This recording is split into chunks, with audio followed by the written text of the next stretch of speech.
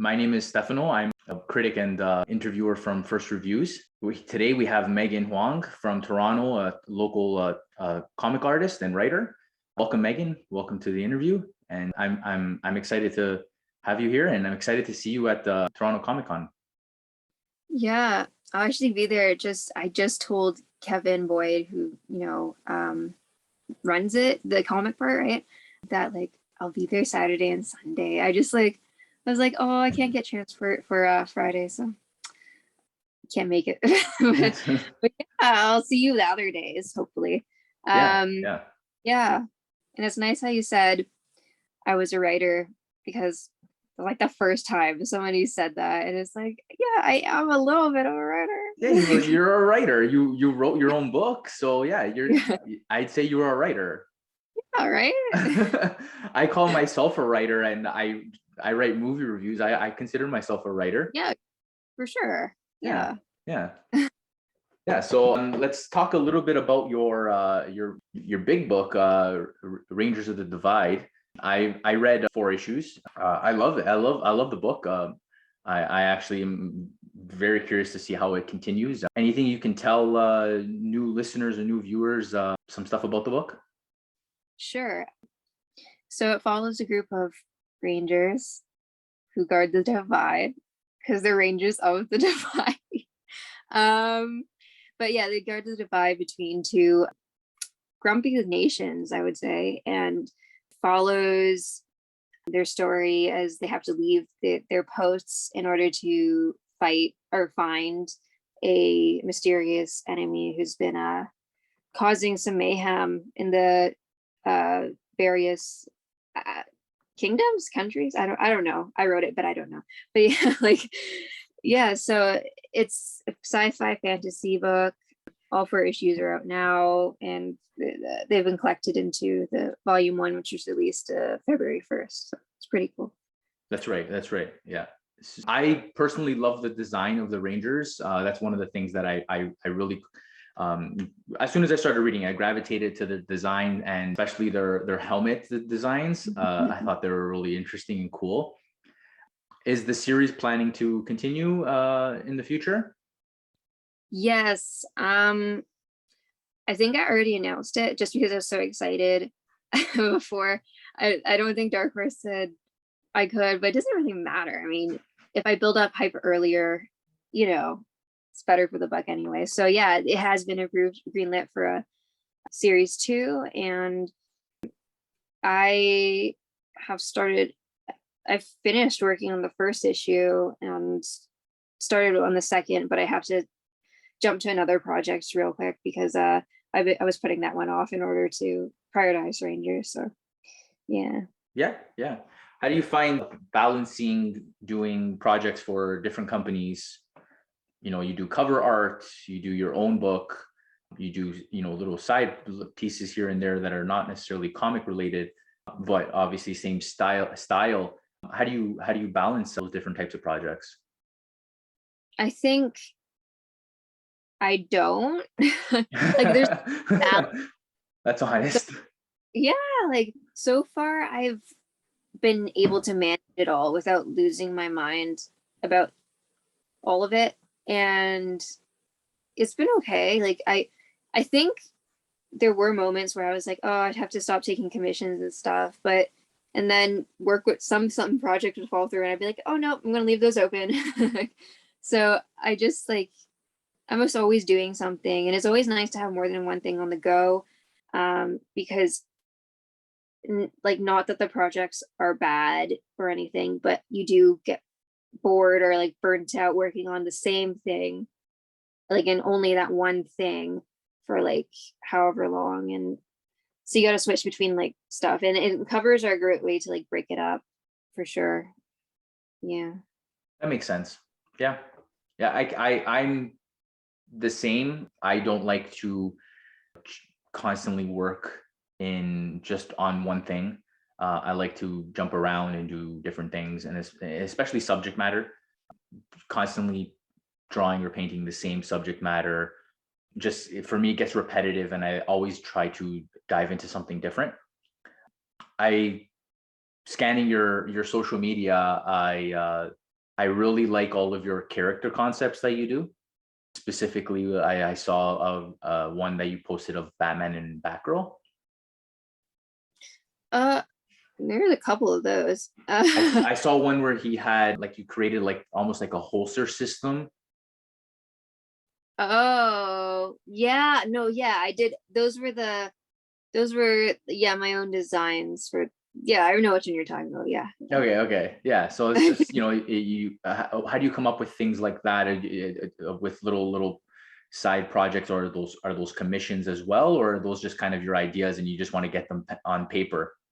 I yeah, my ideas, I want to get them on paper. Usually, sometimes people commission me to do cool, unique like redesigns of characters, but usually I like to take a break from my work by drawing, and which some people might feel like, oh, it's more work though, but I don't know. I picked this line of work because I enjoy it, so it would make sense that like I kind of enjoy drawing on the side too. Mhm. So yeah, so fan arts and in redesigns, like the Batman and Batgirl one you mentioned, are definitely. I just did a few Zoe Kravitz ones I haven't shared yet, but I'm excited to show those off too, because I just love doing them. It's just freeing and relaxing, and sometimes artists are cooped up all the time, so we get stressed out very easily, and we get isolated and whatever, all the bad stuff, and so like you know having like de-stressing and decompressing with like fan arts to avoid burnout and all that bad stuff is really good, and it's really fun, and I don't think I'll ever get tired of it, so yeah. Yeah, it could also be just because that's not time sensitive, Yeah. right? When you have in the back of your head that you need to finish this, you have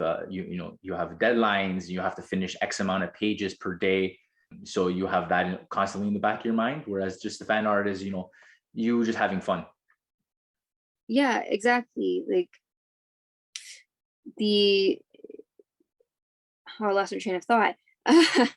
But yeah, I I've been working on, I was gonna say it, but I'm not sure if I'm allowed. But it's a big, you probably know it. Everyone probably knows it. It's had a few TV shows made of it, and movies and stuff. And but I think for that thing, it's not so much that it's time sensitive. It's more that they they really want you to be on the ball with their characters, which makes sense because of what it is, whatever that may Mhm. be. And um yeah, so it's all this different stuff. Sometimes like yes, the pressure of meeting the deadlines, and but sometimes it's the pressure of like getting the characters right, and or the feel right for the IP people, or for like the fans or whatnot. There's a whole bunch of different things, and it's all very stressful for Yeah, sure. yeah, I can see that with like Star Wars, Star Wars books or expanded stories, like not having so much creative freedom on like character designs, and just Yeah. seeing how fans react to the Mandalorian and Book of Boba Fett live action. Ahsoka's hair isn't long enough. It should be Yes. longer. Like little weird things like that fans nitpick at. Obviously there's a lot of behind the scenes things that they don't consider, but I can see that coming into play, them really trying to control some of the artistic side and saying, it has to look like this. hmm Yeah. And what you said there, like about Star Wars and stuff, it's like something. It's like the thing I may not or may or may not be working on. I was like, oh, he just said everything. Like I was thinking, yep, the shows, the movies, like he got it. Well, have you not done a Star Wars book before? I have, but for IDW, and now it's switched over to Dark Horse. So I bugged them about it, and they're like, "We would Yeah. love on it," and I was like, "You would love to have me on it? Oh, okay, that's up to you. I mean, I'll say yes, Yeah. like anything to offer me, but but yeah, it's pretty, it's going well. They definitely want the characters to be like on point for sure, and that makes a lot of sense. And so I don't get like all like hurt about it or anything, but I because you know I love the characters too, and I totally get where they're coming from. Like, so it's been fun. Oh, and I got paid yesterday for it, so that's pretty great. That's awesome. Getting paid is great. Yeah, I love money. Everyone does. I Yeah. think. I know. I don't hope actually, because I don't know. You should love like your dog more. I don't know. I don't know. I'm getting weird. I'm getting off. I as an artist as well, I understand that you need to make a living and it can't always just be about what you want to make. Right. I've been a commission artist myself for my whole career, and I've made a career basically not saying no. Yeah, you want that painting of this weird, yeah, no problem, I can do it and I'll figure it out later, as long as I know that there's a cash flow coming in. Yeah. For that though, like whenever I have a commission sheet that I send out to people and it says on there like no explicit like Mhm. content. Yeah, Um, yeah. and I mean, it's like getting to the point where it's like, maybe I do want to make more money. And it's like, sure, let's draw some butt cracks or something. But yeah, like people usually honor that though. They don't usually ask me for anything too crazy, aside from like 10,000 people group shots. Like it's Yeah, yeah. but yeah, I had a question regarding your inkings and coloring. Do you do all of that work yourself? I do. Yeah, it's just a matter of them not having enough time, but they would prefer. I mean, usually, I think they would prefer my colors because I know kind of like what works with my own line art. Like, not that other That's people. right. Yeah. Yeah. Yeah. That's always been a question of mine that I've never been in a situation to ask a comic artist before, so I will ask you that now. How does it work where, because you typically see creative teams kind of stick together in certain comics, especially ones with like that come out quicker, like every 2 weeks. You see, artist, inker, colorist, writer. Do the artist and the colorist typically stick together to have a consistency? Over multiple projects or just like in the book? Like and just in general, like if one, like you typically do your own, but now you will be jumping on another project where you won't be doing the coloring. So Uh, will they assign, like, will you have more of a creative control over how it will look color wise, or will you not? well, yeah. So, right.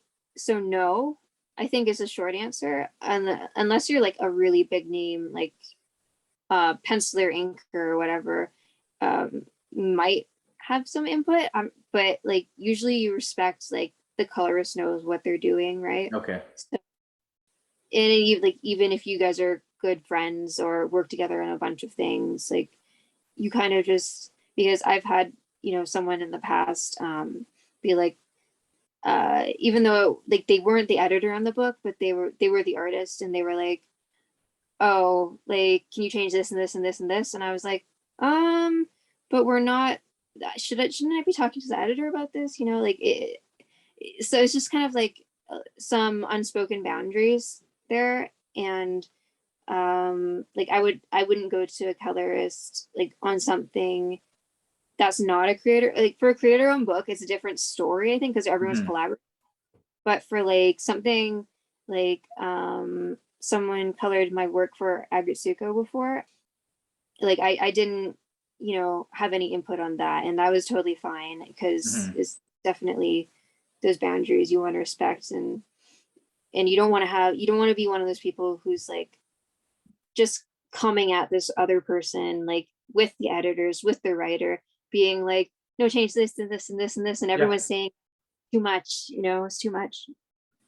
that makes sense. I only had that question just because I normally see like a consistency in art and the color. So like if looking at all of your work, I can already pinpoint your specific color palette for your work. And if I look at another piece that may have a little bit of a different color to it, then I would get the impression that someone else did it. So that's all. Yeah. Yeah. Yeah, no, but in general though, like if you know you work well with someone, you're going to definitely work well with them again. And if the colors, like I think Alex Sinclair and Jim Lee and stuff, I think those are a couple of notable dudes who've done great work together. It just works, So yeah, like if you know you work well with someone, definitely keep doing it, right? Yeah, exactly. Awesome. Yeah. So this weekend you will be at Comic-Con, Toronto Comic-Con, the Saturday and Sunday, the 19th and the 20th. You will have your booth and you will be doing commissions, selling books. Will you have copies of Rangers of the Divide? Yes, I will. Yeah. Yes, you will. Okay, awesome. Awesome. Will you have a trade as well? Oh, I'm just going to bring the trade because like I'm bringing everything. So like all of my own equipment and everything. So I'm like, I don't feel like bringing the floppies this time around. So I'm just going to bring the trade because I have a lot of trades that haven't sold any yet because I haven't tried. So I'm going to bring them and try, and hopefully that goes well. Awesome. All Yeah. right. Megan, thank you so much for joining us today and chatting about your work in Comic-Con. And I look forward to seeing you this weekend. Yeah. Thank Awesome. you. Thank you so much.